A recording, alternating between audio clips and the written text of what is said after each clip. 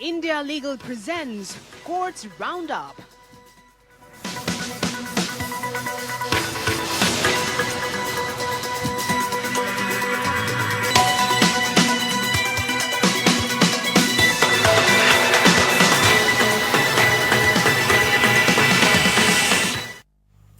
नमस्कार, मैं हूं आपके साथ नेहा दुबे। कोर्ट्स राउंडअप में आपका बहुत स्वागत है। इस बुलेटिन में अगले आधे घंटे हम आपको कोर्ट से जुड़ी तमाम छोटी बड़ी खबरों से करवाएंगे रूबरू। कोर्ट की कार्रवाई और सुप्रीम कोर्ट से लेकर हाई कोर्ट लो कोर्ट तक के फैसलों को रखेंगे आपके सामने। तो आइए शुरू करते हैं courts roundup. India Legal presents Courts Roundup.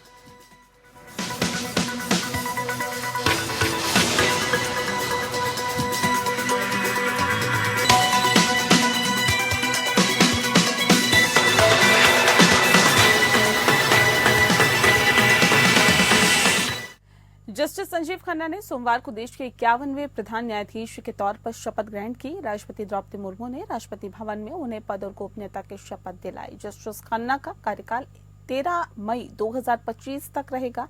Delhi के प्रतिष्ठित परिवार से ताल्लुक रखने वाले जस्टिस संजीव खन्ना तीसरी पीढ़ी के वकील रहे हैं। उन्होंने न्यायाधीश बनने से पहले अपने करियर की शुरुआत की। 1983 में 30,000 कोर्ट में वकालत की प्रैक्टिस की और साथ ही उन्होंने दिल्ली हाई कोर्ट में भी वकालत की और अब अगले 6 महीने तक देश के प्रधान न्यायाधीश की कुर्सी संभालेंगे। Sanjeev Khanna, do swear in the name of God.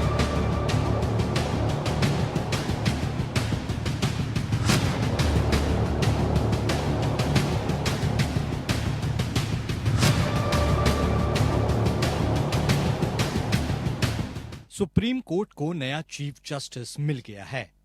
Justice Sanjeev Khanna ने सुप्रीम कोर्ट के 51वें चीफ जस्टिस के रूप में शपथ ले ली है। राष्ट्रपति द्रौपदी मुर्मू ने उन्हें पद और गोपनीयता की शपथ दिलाई। I, Sanjeev Khanna, having been appointed Chief Justice of the Supreme Court of India, having been appointed Chief Justice of the Supreme Court of India, do swear in the name of God do swear in the name of God that I will bear true faith and allegiance to the Constitution of India as by law established, that I will bear true faith and allegiance to the Constitution of India as by law established. Justice Khanna का जन्म 14 मई 1960 को दिल्ली में हुआ था और law की पढ़ाई उन्होंने डीयू के कैंपस लॉ सेंटर से की। उन्हें 2004 में राष्ट्रीय राजधानी क्षेत्र दिल्ली के स्थायी वकील सिविल के रूप में नियुक्ति मिली और 2005 में दिल्ली हाई कोर्ट में एडहॉक जज बने। बाद में उन्हें स्थायी जज नियुक्त कर दिया गया। उन्होंने दिल्ली हाई कोर्ट में अतिरिक्त लोक अभियोजक और न्याय मित्र के तौर पर कई आपराधिक मामलों में बहस भी की थी। आयकर विभाग के वरिष्ठ स्थायी वकील के तौर पर भी उनका कार्यकाल लंबा रहा। जस्टिस खन्ना को 18 जनवरी 2019 को कॉलेजियम की सिफारिश पर सुप्रीम कोर्ट में एलिवेट किया गया। सुप्रीम कोर्ट आने के बाद वे 17 जून 2023 से 25 दिसंबर 2023 तक supreme court legal service committee के अध्यक्ष रहे। अभी नेशनल लीगल सर्विस अथॉरिटी के कार्यकारी अध्यक्ष और नेशनल जुडिशियल एकेडमी भोपाल के गवर्निंग काउंसिल मेंबर हैं। दिल्ली हाई कोर्ट के वरिष्ठ न्यायाधीश रहे जस्टिस देवराज खन्ना के पुत्र और सर्वोच्च न्यायालय के जाने माने पूर्व न्यायाधीश जस्टिस एच.आर. खन्ना के भतीजे हैं। उनके चाचा जस्टिस एच.आर. खन्ना 1976 में आपातकाल के दौरान एडीएम जबलपुर मामले में असहमतिपूर्ण फैसला लिखने के बाद इस्तीफा देकर सुर्खियों में रहे थे। जस्टिस संजीव खन्ना को स्पष्ट फैसले लिखने के लिए जाना जाता है और उन्होंने अपने कार्यकाल में कई बड़े और चर्चित मामलों में ऐतिहासिक फैसले सुनाए हैं। जस्टिस संजीव खन्ना अब तक RTI, judicial transparency, VVPAT, electoral bond और अनुच्छेद 370 समेत अन्य बड़े मामलों के फैसलों से जुड़े रहे हैं। जस्टिस संजीव खन्ना अगले साल 13 मई को सेवानिवृत्त होंगे। नए सीजेआई के बेंच के पास कई बड़े मामले पेंडिंग हैं। इनमें बिहार में जातीय जनगणना की वैधता, पीएम मोदी से जुड़ी बीबीसी की डॉक्यूमेंट्री जैसे बड़े केस शामिल हैं। सीजेआई के सामने इन केसों के निस्तारण की चुनौती भी रहेगी।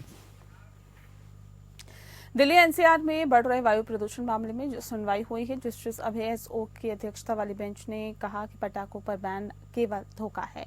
कोर्ट ने सवाल उठाते हुए कहा कि सुप्रीम कोर्ट के द्वारा पटाखों के निर्माण, स्टोरेज और बिक्री के बैन के बावजूद जारी रहा और कोर्ट ने पटाखों को लेकर दिल्ली पुलिस को फटकार लगाते हुए उठाया सवाल। साथ ही कोर्ट ने दिल्ली सरकार से पूछा कि आखिर पटाखों पर बैन का आदेश सिर्फ दिवाली तक ही क्यों सीमित है। कोर्ट ने कहा कि क्या दिल्ली पुलिस ने बिक्री पर प्रतिबंध लगाया। कोर्ट ने दिल्ली पुलिस और दिल्ली सरकार से पटाखों पर प्रतिबंध का आदेश और इस प्रतिबंध को लागू करने के लिए उठाए गए कदमों पर जवाब मांगा है। कोर्ट ने कहा है कि हम मानते हैं कि दिल्ली पुलिस ने दिल्ली सरकार के आदेश को लागू करने में गंभीरता नहीं दिखाई। कोर्ट ने कहा कि प्रदूषण मुक्त वातावरण में रहने का अधिकार अनुच्छेद 21 के तहत एक मौलिक अधिकार है। इसके अलावा कोर्ट ने यह भी कहा कि प्रथम दृष्टया हमारा ये मानना है कि कोई भी धर्म ऐसी किसी गतिविधि को बढ़ावा नहीं देता जो प्रदूषण को बढ़ावा दे या नागरिकों के स्वास्थ्य के साथ समझौता करे। कोर्ट ने दिल्ली पुलिस कमिश्नर को 25 नवंबर तक व्यक्तिगत तौर पर हलफनामा दाखिल करने का आदेश दिया है। पुलिस कमिश्नर हलफनामा दाखिल कर बताएं कि दिल्ली में पटाखों के बैन को लेकर क्या कदम उठाएं और कोर्ट ने दिल्ली पुलिस को पटाखों पर बैन लगाने के एसटीएफ का गठन और स्पेशल सेल बनाने को कहा है। कोर्ट ने दिल्ली पुलिस आयुक्त प्रतिबंध लागू करने के लिए एक स्पेशल सेल बनाए और एसएचओ को इसके लिए जिम्मेदार बनाए। बता दें कि कोर्ट ने कहा है कि कोई भी धर्म ऐसी किसी गतिविधि को बढ़ावा नहीं देता जिससे प्रदूषण फैलता हो। कोर्ट ने अपने आदेश में कहा है कि दिल्ली सरकार ने कहा है कि वह पूरे साल के प्रतिबंध पर विचार कर रही है, जिस पर 25 नवंबर तक फैसला लिया जाए। वहीं सुनवाई के दौरान दिल्ली सरकार के वकील ने कोर्ट को 14 अक्टूबर को आदेश दिखाया जिसमें पटाखा जलाने पर प्रतिबंध लगाया गया था। वहीं वाहनों से होने वाले प्रदूषण पर कोर्ट ने कहा कि प्रदूषण को लेकर 25 नवंबर को होने वाली अगली सुनवाई के दौरान वाहनों से होने वाले प्रदूषण का स्तर, कलर कोड वाले स्टिकर के बारे में सुनवाई करेंगे। वहीं कोर्ट ने सॉलिड वेस्ट मैनेजमेंट रूल 2016 का पालन न करने पर दिल्ली सरकार से कहा है कि इस मामले में अगर दिल्ली में यह हाल है तो हम केवल कल्पना कर सकते हैं कि अन्य राज्यों में क्या हो रहा होगा। जबकि पंजाब द्वारा पराली जलाने के मुद्दे पर किसानों के लिए ट्रैक्टर और अन्य सामग्री के लिए बजट की मांग के मुद्दे पर केंद्र सरकार की तरफ से कोर्ट को बताया गया कि पंजाब सरकार के प्रस्ताव पर विचार किया और हमें उनके प्रस्ताव में कोई दम नहीं मिला है, इसलिए केंद्र सरकार ने इसे खारिज कर दिया।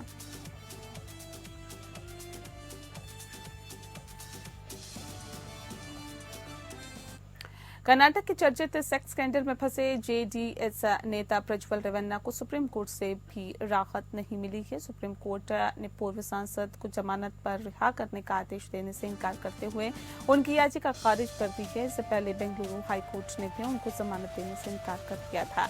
इसके बाद हाईकोर्ट के फैसले को प्रज्वल रेवन्ना ने सुप्रीम कोर्ट में चुनौती दी और जेडीएस नेता और पूर्व सांसद प्रज्वल रेवन्ना पर यौन उत्पीड़न के 3 मामले दर्ज हैं। इनके अलावा उन पर कई महिलाओं से बलात्कार के भी आरोप हैं। इस मामले के सामने आने के बाद कर्नाटक सहित पूरे देश में सनसनी फैल गई थी। उस वक्त लोकसभा चुनाव हो रहा था और ऐसे में इस खुलासे के तुरंत बाद प्रज्वल देश छोड़कर भाग गए थे।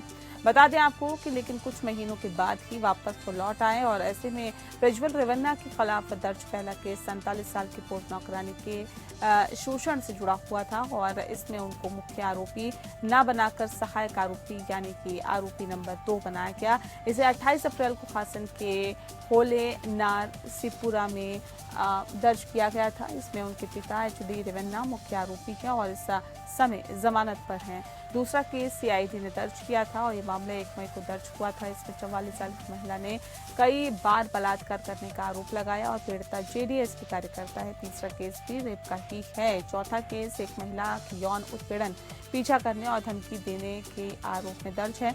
इसमें हासन से पूर्व भाजपा विधायक प्रीतम गौड़ा सहित 3 लोगों को भी यहाँ पे इनका नाम है और इस पर यौन उत्पीड़न के दौरान प्रज्वल द्वारा खींची गई तस्वीरों को शेयर करने का आरोप है।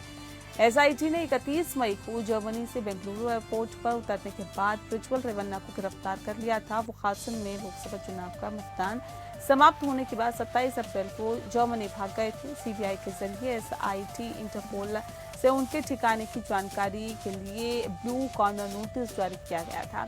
एक अदालत ने 18 मई को गिरफ्तारी वारंट जारी किया था। दूसरी तरफ अपने की पार्टी के वर्कर के साथ जबरन समलैंगिक संबंध बनाने के आरोप में उनके छोटे भाई सूरज रेवन्ना भी गिरफ्तार किए गए थे।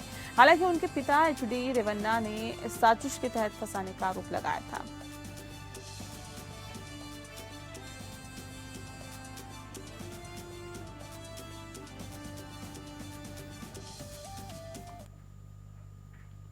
सुप्रीम कोर्ट ने गुलफिशा फातिमा द्वारा 2020 के दिल्ली दंगों के पीछे कथित बड़ी साजिश को लेकर गैर कानूनी गतिविधि रोकथाम अधिनियम 1967 या UAPA के तहत मामले में जमानत की मांग करते हुए दायर रिट याचिका पर विचार करने से इनकार किया है।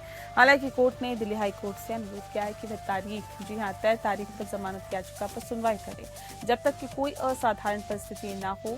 जस्टिस बेला एम त्रिवेदी और जस्टिस सतीश चंद्र शर्मा की पीठ ने मामले पर विचार किया। जैसे कि याचिका ली गई, जस्टिस त्रिवेदी ने कहा कि इस सह आरोपी शर्जिल इमाम द्वारा दायर समान रिट याचिका का निपटारा किया जाता है, जिसमें हाईकोर्ट से जमानत याचिका पर जल्द फैसला करने का अनुरोध किया जाता है। याचिकाकर्ता की ओर से सीनियर एडवोकेट कपिल सिब्बल ने कहा है कि इस मामले और इस पीठ द्वारा तय मामले में अंतर है। उन्होंने कहा कि ये महिला याचिकाकर्ता 4 साल और 7 महीने से जेल में है। 24 तारीखों पर पीठ स्थगित कर दी गई है क्योंकि पीठासीन अधिकारी छुट्टी पर थे और अन्य 26 तारीखों पर कोई दलील नहीं सुनी गई और मामले को बस स्थगित कर दिया गया।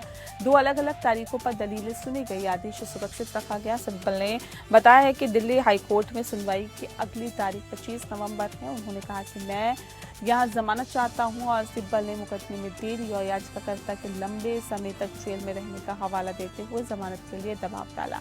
जस्टिस त्रिवेदी ने कहा कि इस मामले की सुनवाई होनी चाहिए, इसमें कोई संदेह नहीं है। उन्होंने कहा कि जब वैधानिक उपाय लंबित है तो अनुच्छेद 32 के तहत राहत नहीं मांगी जा सकती। सिब्बल ने तब के नजीब पर सुप्रीम कोर्ट के फैसले के पैरा 18 का हवाला दिया। इसमें कहा गया कि UAPA धारा 43D(5) के सख्त प्रावधान अदालतों को मुकदमे में अनावश्यक देरी होने पर जमानत देने से नहीं रोकेंगे। गुलफिशा को 11 अप्रैल 2020 को गिरफ्तार किया गया था। मानहानि के मामले में केंद्रीय मंत्री और मध्य प्रदेश के पूर्व मुख्यमंत्री शिवराज सिंह चौहान को सुप्रीम कोर्ट से फौरी राहत मिली है। बता दें आपको कि जस्टिस ऋषिकेश रॉय और की अध्यक्षता की बेंच वाली कांग्रेस सांसद विवेक तनखा को नोटिस इस बेंच ने दिया है। बता दें आपको कि साथ ही शिवराज सिंह चौहान को निचली अदालत द्वारा जारी किए गए जमानती वारंट की कार्रवाई को उनकी निचली अदालत में पेशी के आधार पर रोक लगा दी है। और दरअसल मध्य प्रदेश के पूर्व मुख्यमंत्री शिवराज सिंह चौहान ने निचली अदालत में चल रहे इस मानहानि के मामले को रद्द करने की मांग वाली याचिका को मध्य प्रदेश हाईकोर्ट के द्वारा खारिज किए जाने के फैसले को शिवराज सिंह चौहान ने सुप्रीम कोर्ट में चुनौती दी। इस मामले में कांग्रेस सांसद विवेक तनखा ने शिवराज सिंह चौहान, BD शर्मा और भूपेंद्र सिंह के खिलाफ मानहानि का मुकदमा दर्ज कराया है, जिसमें आरोप लगाया गया है कि इन तीनों नेताओं ने मीडिया में उनके खिलाफ बयान देकर उनकी प्रतिष्ठा को नुकसान पहुंचाया है।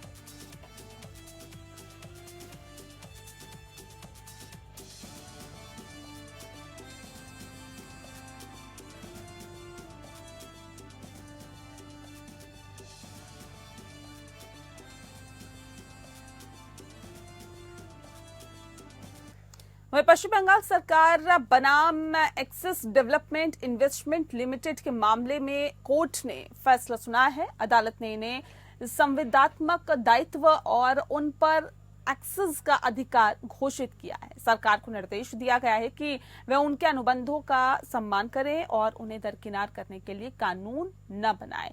अपील खारिज कर दी गई और अदालतों ने आपसी समझौते की भी सिफारिश की गई। मामला मध्यस्थ न्यायाधिकरण के फैसले के खिलाफ पश्चिम बंगाल सरकार द्वारा दायर विशेष अनुमति याचिका से संबंधित है। दरअसल सरकार ने उत्तरदाताओं को वित्तीय प्रोत्साहन देने का वादा किया। GST लागू होने के बाद स्थिति और जटिल हो गई और उत्तरदाताओं ने दावा किया है कि कुछ लाभ प्रदान नहीं किए गए हैं, जिनके कारण मध्यस्थता हुई। ट्रिब्यूनल ने एक्सेस के लिए फैसला सुनाया। राज्य ने इसे चुनौती दी। क्योंकि कर संबंधी प्रोत्साहनों को संविदात्मक दायित्वों के रूप में लागू नहीं किया जा सका। पूरी जानकारी हम इस पर लेंगे, लेकिन फिलहाल आपको बता दें ये जो पूरा मामला है अनुबंधों को दरकिनार करने से रिलेटेड है और कानून इस पर नहीं बनाने के लिए कहा गया।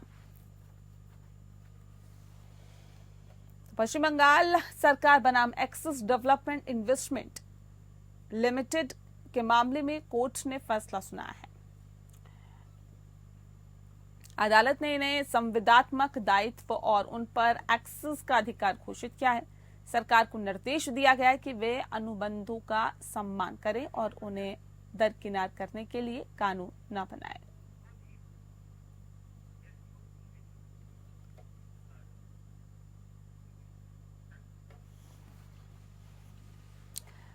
और इस पूरे विषय पे तफसील से जानकारी देने के लिए India legal researcher Shubhajit Majumdar इस वक्त हमारे साथ सीधे जुड़ गए हैं, जो कि इस केस को ट्रैक कर रहे हैं। शुभजीत, क्या कुछ जानकारी है आपके पास? हेलो मैम जी। तो ये पर्टिकुलर केस जो है, इसमें हमारे गवर्नमेंट ऑफ वेस्ट बंगाल ने एसेक्स डेवलपमेंट इन्वेस्टमेंट्स के साथ एक कॉन्ट्रैक्ट फॉर्म किया था। इस कॉन्ट्रैक्ट में एक स्पेशल शेयर परचेज अग्रीमेंट था, जिसके तहत उन्हें एसेक्स को एक सर्टेन अमाउंट ऑफ बेनिफिट्स देने थे, जिसकी ट्यून आई गेस वो डिसाइड करके रखा था उन्होंने कॉन्ट्रैक्ट में ही। एंड वो एक जीएसटी रिजीम के चेंज के कारण गवर्नमेंट ऑफ वेस्ट बंगाल ने विथहोल्ड कर लिया। अब एसेक्स का ये दावा था कि ये जो पर्टिकुलर मैटर है, ये जीएसटी के चेंज होने के कारण, जीएसटी आने के कारण ये आप बेनिफिट्स विथहोल्ड नहीं कर सकते हैं। एंड इस पर्टिकुलर चीज पे उन्होंने आर्बिट्रल ट्रिब्यूनल पे अपील किया जी। अपील से ज्यादा उन्होंने वो केस ले गया आर्बिट्रल ट्रिब्यूनल के सामने। आर्बिट्रल ट्रिब्यूनल ने इस केस को एनालाइज किया एंड उन्होंने एसेक्स लिमिटेड को अराउंड 3,285 करोड़ रुपए के अवार्ड को अनाउंस किया उनके फेवर में। तो इस बात पे स्टेट को लगा कि नहीं, ये पर्टिकुलर जो अवार्ड है वो उनके अगेंस्ट जा रहा है एंड जो अवार्ड था वो टैक्स रिलेटेड है, कॉन्ट्रैक्चुअल ऑब्लिगेशन नहीं है। तो उन्होंने स्पेशल लीव पिटीशन फाइल कर दी इनके सामने, सुप्रीम कोर्ट के सामने। And supreme court of India ने इसको आज एंटरटेन किया, जिसमें उन्होंने पर्टिकुलरली इस पॉइंट पे फोकस किया कि अकॉर्डिंग टू द कॉन्ट्रैक्ट के तहत उसमें क्लियरली ये बोला गया है कि contract any GST tax regime change को एंटरटेन कर सकता है। पर्टिकुलरली शेड्यूल 5 के ऊपर बात हुई थी एंड सेक्शन 190, 189 के ऊपर भी जज ने डिस्कस किया था। उसके बाद जस्टिस संजय खन्ना जी ने, जिन्होंने आज शपथ ग्रहण किया, उन्होंने कहा कि promise is a promise. Incentive आप डिक्लेयर करने के बाद कॉन्ट्रैक्चुअल कमिटमेंट है, आप उसको टैक्स रिफंड के नाम पे ऐसा नहीं कर सकते कि आप उसे वापस नहीं दें। और गवर्नमेंट को ऐसे कोई भी कानून को नहीं बनाना है जिसके तहत वो खुद के कॉन्ट्रैक्ट्स को बाईपास करके आगे बढ़ सके। तो एसएलपी फाइनली इसे रिजेक्ट कर दिया गया और ये संजीव खन्ना साहब ने ये रिकमेंडेशन दी कि आगे जाके अगर आप चाहते हैं तो म्यूचुअल सेटलमेंट से भी इस केस को खत्म कर सकते हैं। जी, बहुत शुक्रिया आपका शुभजीत, आपने बहुत ही विस्तार से जानकारी दी, इसके लिए आपका बहुत बहुत शुक्रिया। अगली खबर का रुख करते हैं। सुप्रीम कोर्ट ने राष्ट्रीय राजधानी में पेड़ों की कटाई के लिए अपनाई गई प्रक्रिया पर दिल्ली सरकार और उसके वृक्ष प्राधिकरण से जवाब मांगा है। बता दें आपको कि न्यायालय ने याचिका पर विचार कर रहा है और इसमें अन्य प्रार्थनाओं के अलावा दिल्ली वृक्ष संरक्षण अधिनियम 1994 के अंतर्गत आने वाले क्षेत्रों में पेड़ों को काटने से पहले न्यायालय की अनुमति लेने का अनुरोध किया गया था। न्यायमूर्ति अभय एस ओका और ऑगस्टिन जॉर्ज मसीह के खंडपीठ ने वृक्ष प्राधिकरण को अपने सदस्यों के कामकाज और पेड़ों को काटने के लिए उनके द्वारा अपनाई जाने वाली प्रक्रिया के बारे में अवगत कराने का निर्देश दिया है। न्यायमूर्ति ओका ने मौखिक रूप से टिप्पणी करते हुए कहा है कि हमारा प्रस्ताव है कि वृक्ष प्राधिकरण और उसके अधिकारी से पूछा जाए कि किस प्रक्रिया का पालन किया जा रहा है और वे किस तरह से काम करते हैं और फिर हम वही करेंगे जो हमें करना है। न्यायालय ने याचिका पर आगे की सुनवाई 22 नवंबर तक तय कर दी है। बता दें आपको कि आधिकारिक आंकड़ों पर भरोसा करते हुए याचिका में इस बात पर प्रकाश डाला गया था कि हर घंटे लगभग 5 पेड़ काटे जाते हैं। इसलिए इसने राष्ट्रीय राजधानी में पेड़ों की स्थिति का आकलन करने के लिए शीर्ष अदालत या दिल्ली उच्च न्यायालय के सेवानिवृत्त न्यायाधीश की अध्यक्षता में विशेषज्ञों की एक समिति के गठन की प्रार्थना की है और वर्तमान याचिका में अदालत से दिल्ली सरकार और पर्यावरण, वन और जलवायु परिवर्तन मंत्रालय को दिल्ली में मौजूदा पेड़ों और जंगलों की सुरक्षा और संरक्षण सुनिश्चित करने का निर्देश देने का आग्रह किया गया है। इसमें तर्क दिया गया है कि उचित और जवाबदेह वृक्षारोपण गतिविधि के अलावा संविधान के अनुच्छेद 21 के द्वारा गारंटीकृत जीवन के अधिकार को संरक्षित करने के लिए मौजूदा पूरी तरह से विकसित पेड़ों की रक्षा की जानी चाहिए। याचिका में पर्यावरण, वन और जलवायु परिवर्तन मंत्रालयों को न्यायालय की अनुमति के बिना दिल्ली में वनों की मोड़ने और अनुमति देने से रोकने का भी आदेश देने की मांग की गई है।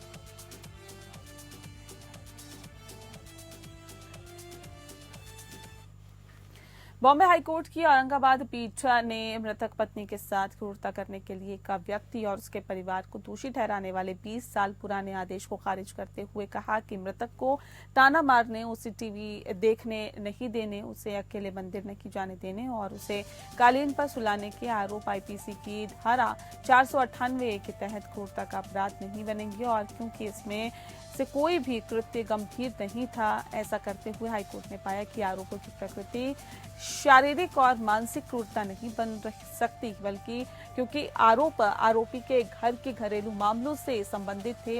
हाईकोर्ट ने आईपीसी की धारा 498 के साथ साथ 306 आत्महत्या के लिए उकसाना के तहत दोषी ठहराए गए व्यक्ति और उसके परिवार, माता पिता और भाई को बरी कर दिया है।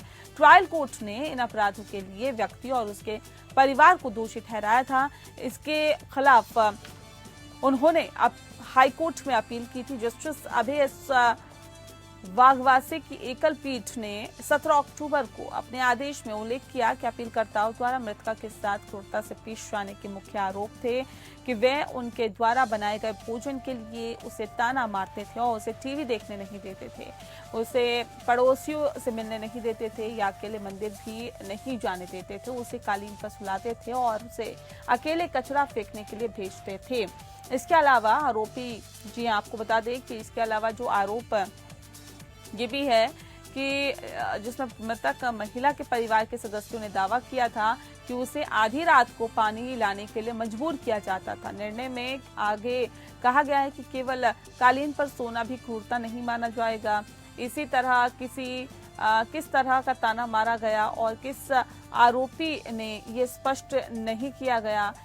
इसी तरह उसे पड़ोसी के साथ घुलने मिलने से रोकना भी उत्पीड़न नहीं कहा जा सकता है। कोर्ट ने कहा कि क्रूरता मानसिक या शारीरिक हो सकती है। हालांकि इस शब्द को परिभाषा के माध्यम से स्ट्रेटेजिक में रखना मुश्किल है क्योंकि ये सापेक्ष है।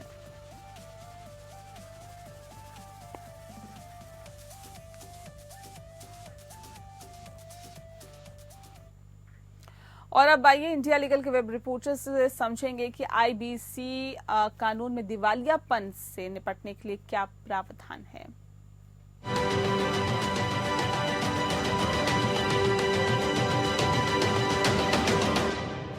आईबीसी कैसे इंश्योर करता है कि कॉर्पोरेट डेटर के एसेट्स का वैल्यू बना रहे और बैंक्रप्सी प्रोसीडिंग एफिशिएंटली कंक्लूड हो। एक कॉर्पोरेट डेटर एक ऐसी कंपनी या कॉर्पोरेट एंटिटी होती है जो पैसे उधार लेती है और अपने डेट्स रीपे करने में असमर्थ होती है। इंसॉल्वेंसी एंड बैंक्रप्सी कोड 2016 ये मैंडेट करता है कि बैंक्रप्सी रेजोल्यूशंस जल्दी से जल्दी कंप्लीट हो ताकि कॉर्पोरेट डेटर्स के एसेट्स का वैल्यू डिग्रेड ना हो। ये सुप्रीम कोर्ट के एक रीसेंट रूलिंग में हाईलाइट किया गया था। ये सुप्रीम कोर्ट के एक रीसेंट जजमेंट में था। कोर्ट ने ये पॉइंट किया है कि रेजोल्यूशन प्लान को इम्प्लीमेंट करने में डिलेज होने से एसेट्स की वैल्यू गिरती है और कोर्ट का मेन ऑब्जेक्टिव टाइमली और value maximising insolvency resolution provide करना है। इसके अलावा कोर्ट ने एडजुडिकेटिंग अथॉरिटीज के पावर को एक्सटेंशंस ग्रांट करने में लिमिट किया है ताकि एक्सटेंशंस बिना सोच समझ के ना दिए जाएं और रेजोल्यूशन की फीजिबिलिटी को अफेक्ट ना करें। एक्स्ट्राऑर्डिनरी सिचुएशंस में सुप्रीम कोर्ट अपने प्लेनरी पावर्स आर्टिकल 142 के अंडर इन्वोक करता है ताकि लिक्विडेशन ऑर्डर कर सके अगर डिलेस के कारण रेजोल्यूशन प्लान को इम्प्लीमेंट करना मुश्किल हो जाए। कोर्ट ने ये भी सजेस्ट किया है कि एक मॉनिटरिंग कमेटी इस्टेब्लिश करनी चाहिए ताकि प्लान इम्प्लीमेंटेशन स्मूथली हो और सक्सेसफुल रेजोल्यूशन एप्लीकेंट्स और लेंडर्स मिलकर काम करें ताकि डेटर्स की रिकवरी हो सके।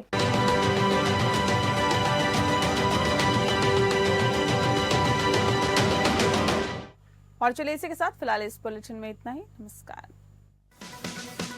India Legal presents Courts Roundup.